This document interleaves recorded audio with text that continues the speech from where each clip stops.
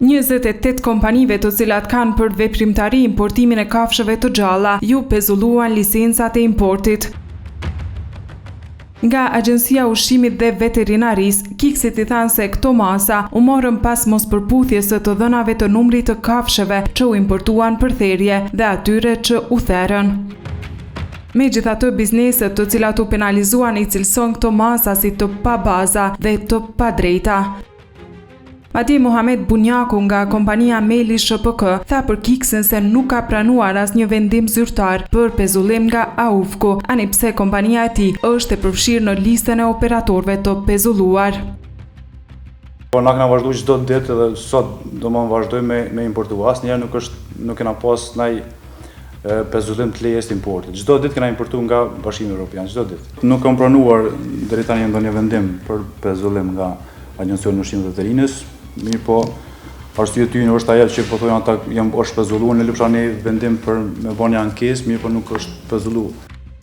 Sipas tij, në rastin e kompanisë Meli nuk bëhet fjalë për shkelje, por për probleme teknike në sistemin e AUFKO-t që kanë sjellë dyfishim të numrave dhe konfuzion në raportim. Bunjaku pretendon se të gjitha kafshët e importuara për therje janë therrur në thertore të licencuara, por sistemi nuk i ka evidentuar.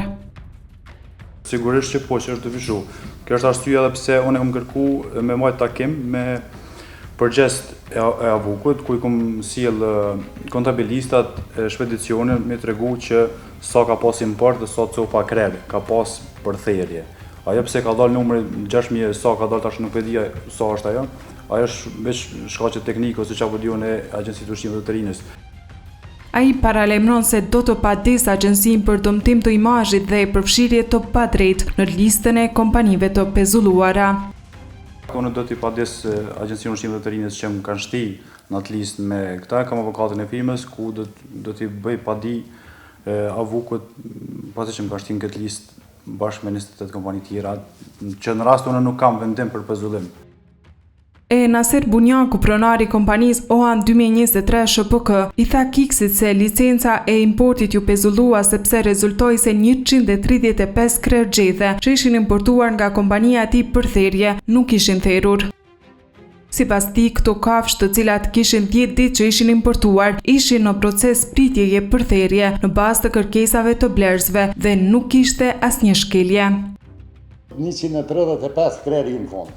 Një 50 krerë në fond në pritje në therje, që në shqit mishtoreve. 50-55 të 60 copa krerë në fond në pritje më therë ato. Ai kundërshton afatin 72 orësh për therjen e kafshëve të vendosur përmes udhëzimit administrativ, duke e quajtur këtë kusht si të parealizueshëm.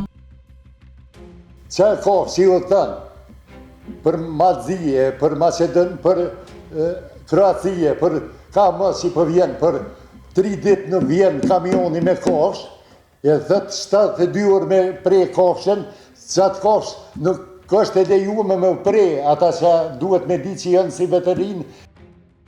Naseri, i cili ka 3 javë që nuk ka importuar kafshë, thotë se është ankuar në AUFKO, por nuk pajtohet që të nënshkruaj deklaratën në mbetim, përmes të cilës do të betohej se i do i therë kafshët brenda 72 orëve, dokument të cilin ja kanë dhënë nga kjo agjenci. Ankesën e ka po djali, edhe mas mëromi, masi që e ka po ankesën që dokumentja kanë thonë me u betue. Thashtu në pos zotit i betohet nëse ty baty në kur në shkrim s'ku me i dhonë, edhe kur mës ma lejofshin këtë import. I të njëjtit mendim me Naserin është edhe Gzim Bajrami nga kompania Gëzimi Madh SHPK, i cili po akuzohet se nuk ka deklaruar therjen e qindra kafshëve. Am tregoni çfarë arsyetimi ju ka jep agjencia pse ju ka pezullu licencën? Arsyetimi ka qenë të therja në thertore dhe thertore, mos më shit në portrete, mos më ushit katonore që është. Aha, po, për shkak se ligji ju obligon që me therë në thertore cilat janë të licencume pe AUFKO. Licencume. Aha, sa krerë kafsh po ju akuzon që keni therë pa i deklaru, pa i therë në thertore? Bajrami i tha Kiksit se ka bërë disa ankesa kundër vendimit të AUFKO-t dhe është në proces gjyqësor për këtë rast. Ky importues e konsideron jo profesional kushtin 72 orësh për therjen e kafshëve. Ja 4-5 ankesa e kena bo, kam lëndë në gjyq, fosja dhe e na lëvë, shkurtërisht. A keni pa që AUF-ku ju ka rikthy licenca, do me thani ka shkuqizu disa vendime për... Po, e ka rikthy, ma ka rikthy para 2 javë licenca, po tash po jemi në negociata me ta gjë ose me i moj 2 javë të karantinume, e mas 2 javë mund është me shqit ku duesh, ose me i therë për 72 orë.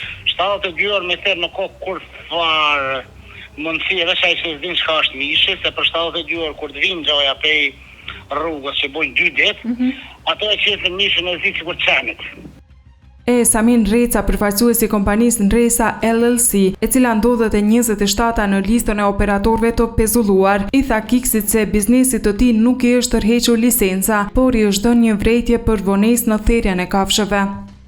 Na fate kena 72 orë, po kena vanuar 3 ditë. 3 ditë. 4 ditë fakt. E për sa krerë kafsh po bëhet fjalë?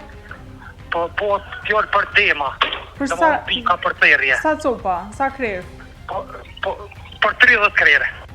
Kiksi ka provuar të kontaktoj të gjitha kompanitë të cilat kanë qenë të përfshira në këtë listë, por disa prej tyre kanë refuzuar që të prononcohen, e të tjerat nuk u janë përgjigjur thirrjeve të emisionit në numrat kontaktues, të cilët i kanë të publikuar në ARBK.